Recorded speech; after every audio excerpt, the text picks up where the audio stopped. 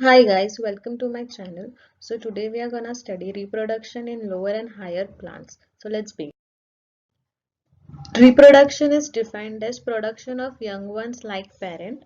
So a dog will give birth to a puppy only and not a cat or a kitten. And it's an essential process as it leads to continuation of species as well as maintain the continuity of life. So there are two types of reproduction, sexual and asexual. So the first, asexual, requires two parents and asexual requires only one parent. In sexual, there is fertilization of sperm and egg, which leads to formation of zygote. And in asexual, there is single organism which makes copy of itself and starts to divide. In asexual, they are genetically identical to the parents, whereas in sexual, there are some random changes as two parents' genes are mixed. In asexual reproduction, only single parent is involved, as we discussed earlier. As single parent is involved, they are exact copy of their parent. They are termed as clones, which means they are morphologically and genetically similar to the individuals.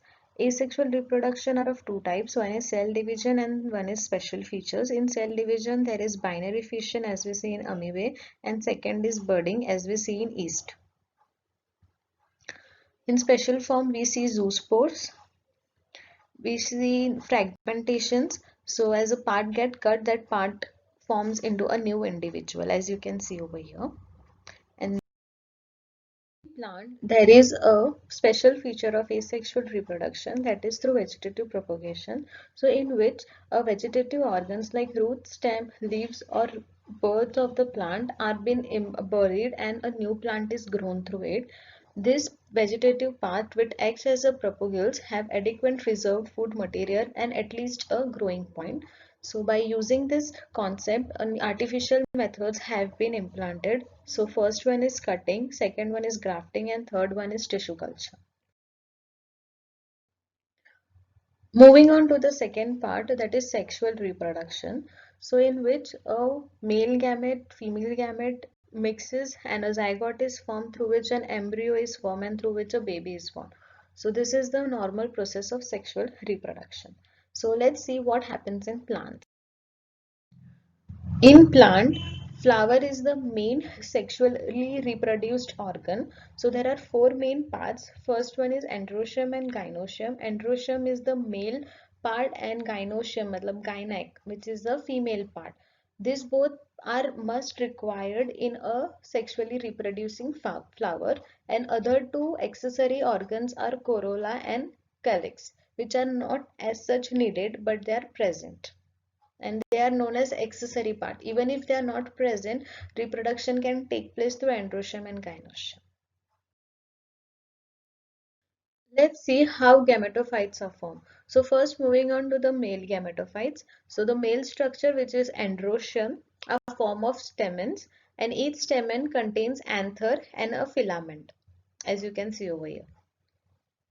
So let's see the structure of anther first.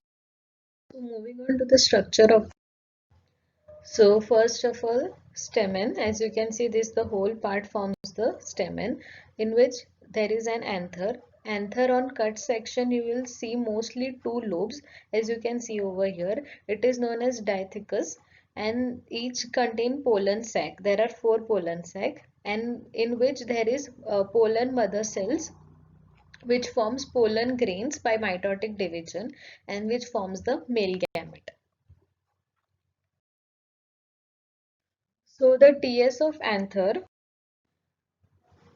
anthers show two lobes, as I told you, which is known as diathecus and which contains four pollen sac. Now the outer covering is made up of epithelial cells. The inner to epithelium there is an endothelium layer.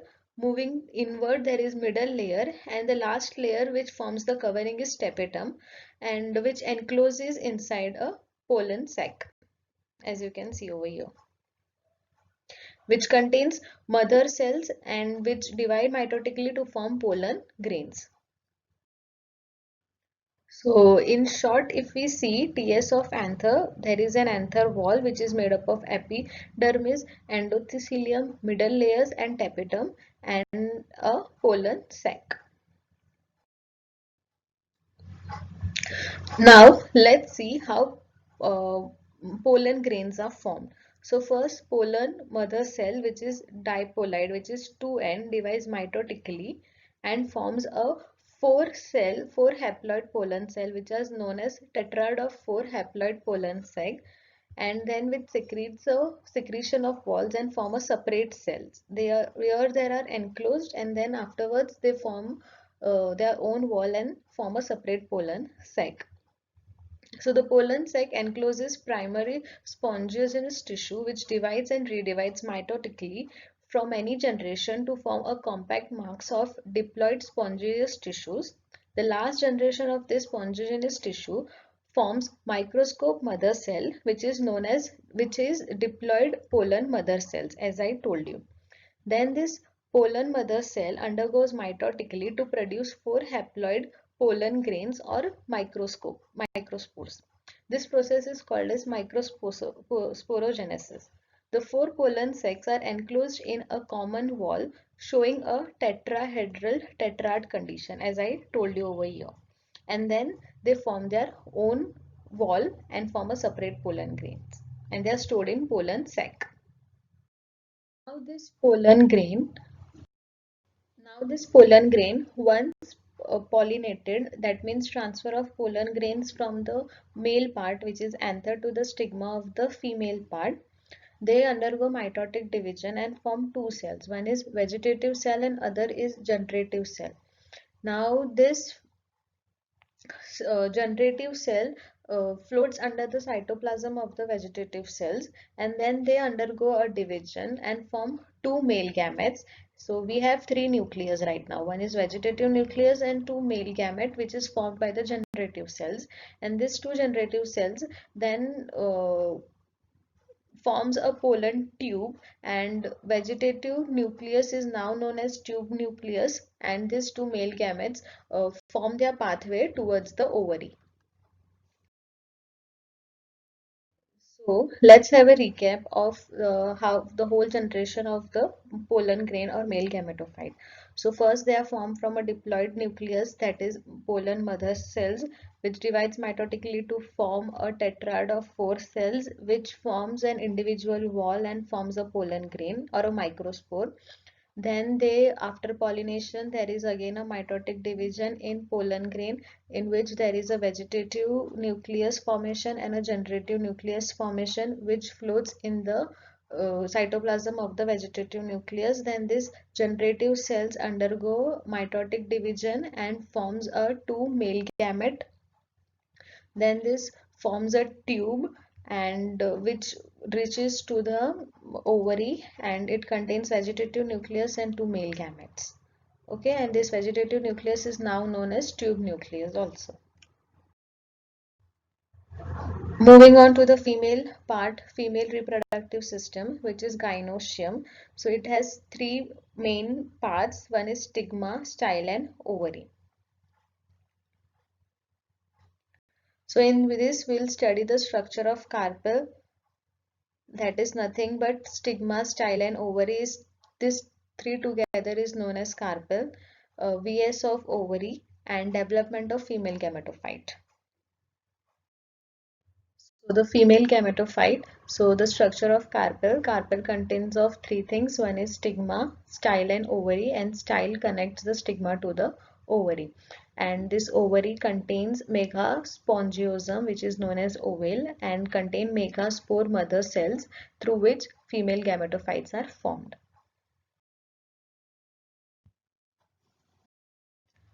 Moving on to the main part, that is structure of ovary or ovale. So it contains of 2 parts. One is funicule and other is body. Funicule is nothing but a stalk of the ovary and supports the ovary. Ovary, now the body part contains nucleus. Nucleus is covered by integument, which protects the nucleus. There is a small opening which is known as micropyle, and opposite to it there is a chaliza. Nucleus contain a most important part, that is embryo sac, which contains 7 cells and 8 nucleus. So mostly there is antipollards. There is 3 cells towards the chaliza, as you can see over here. egg apparatus over here, in which there is two synergens and one egg cell and one definitive nucleus or a secondary nucleus. Let's see how development of female gametophyte takes place.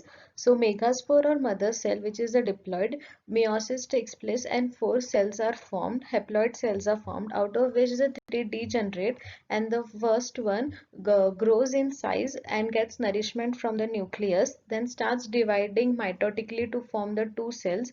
Again there is a second mitotic division to form the four cells, and again there is a third mitotic division to form the 8 cells, out of which the 4 cells are present at the chelazion end and the other 4 cells are present at the microfilar end. One each cell from each side, that is from one nucleus from the chelazion end and one nucleus from the microfilar end, comes in the center and they form a one cell which is known as secondary nucleus. The cells which are present at the chelazion end are known as antipolar cells, and the other end, that is at the microfilar ends, contain two synergens and one most important male female gamete, and this forms an mature embryo sac. In flowers, there is something which is known as double fertilization. So the first step is, during fertilization, the pollen tube passes through the style and enters the ovum through the microphyle end. So this pollen tube then penetrates nucleus and enters into the embryo sac, which leads to release of two male gametes. As we all know, pollen tube contains two male gamete and one vegetative nucleus. So the two male gametes are released in the embryo sac. So one male gamete goes and fertilizes the female gamete and forms a diploid zygote, and the other nucleus go and fertilize the two cells which are present in the center, which is known as secondary nucleus, and forms an endosperm. Now this is known as double fertilization. See what is endosperm. So endosperm is nothing but it contains three nucleus as we saw earlier, and hence it is called as triploid primary endosperm, which divides mitotically and form the nutritive tissue which provides nutrition to the zygote. So there are three types of endosperm. First is nuclear type, second is cellular type, and third is halobial type. So the first one, in nuclear type, only nucleus get divided and there are no wall formation, so individual cells are not formed. In second, along with the nuclear division, there is a wall formation and there is individual cell present, and hence it is known as cellular type. In halobial type, there is a transverse wall formation which divides the endosperm unequally and forms a chelazion end and a microfilar end. Now let's see how embryo is formed. So the development of embryo from zygote is known as embryogenesis. As soon as the endosperm is formed, embryogenesis takes place. So this zygote, which is formed by fusion of male and female gamete, starts to divide and form terminal cell, which is also known as embryo initial cell, and the basal cells, which is known as suspensor cells. So this starts to divide. Now this suspensor cell or basal cells starts to divide transversely and form 7 to 10 filamentous suspensor. The first one, which is the small one close towards the terminal cell, is known as hypophysis, and the larger cell forms the function of ostracism. The work of this suspensor cell is to push the embryo towards the endosperm. Now the terminal cell, moving on to the terminal cells, which divides mitotically to form two cells, then again divides mitotically to form four cells, and then third mitosis takes place and forms a octate cells. Now this upper tier and there is a lower tier. So this upper tier forms a palmae and one or two cotyledons, and the lower tier forms hypophysis and the radical cells.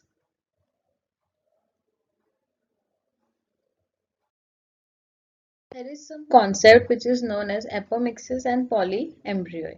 So seeds are product of fertilization, as we all know. But in some species, seeds are produced without fertilization. This is called as apomixis, and such seeds are called as apomictic seeds. Apomixis is form of asexual reproduction that mimics sexual production. In some species, diploid egg cell is formed without reduction division, that is meiosis, and it develops into an embryo without fertilization, and thus apomictic cells are formed.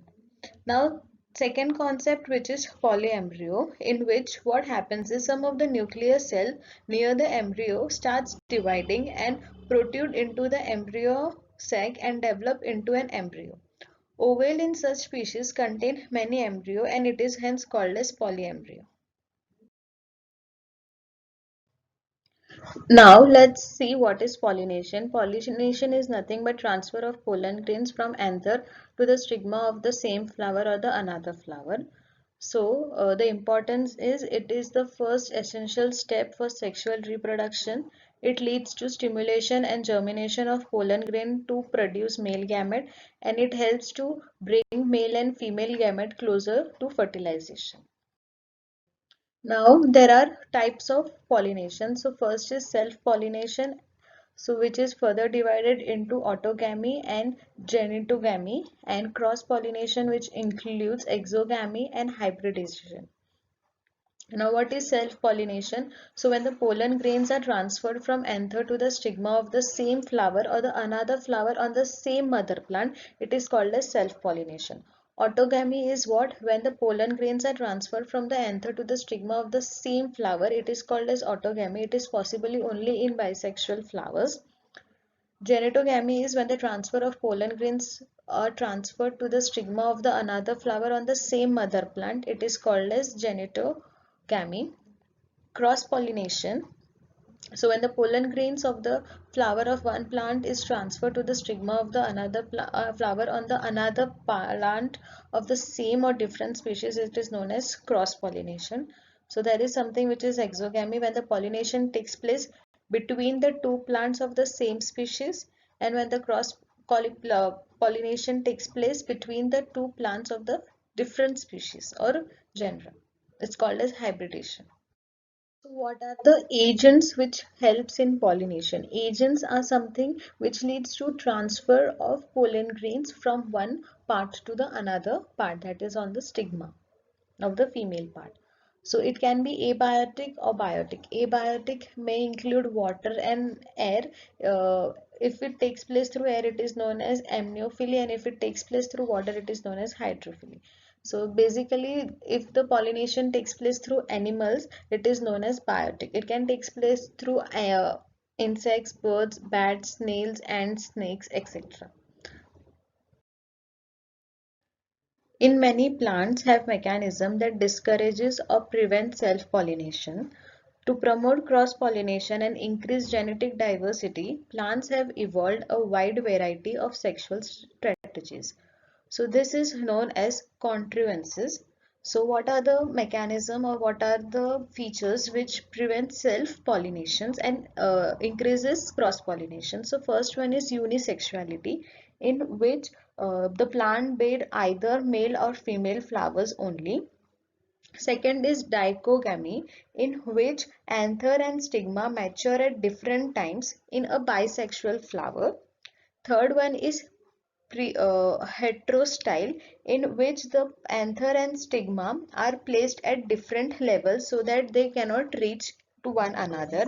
Then there is something which is known as heterocogamy, which is a mechanical device to prevent self-pollination in a bisexual flowers. So there is a natural physical barrier is present between the two sex organs and avoid contact of pollen grain with stigma or same flower. And then there is something which is known as self-incompetency, in which genetic mechanism due to which germination of pollen grains or stigma of the same flower is inhibited, which is also known as self-sterility.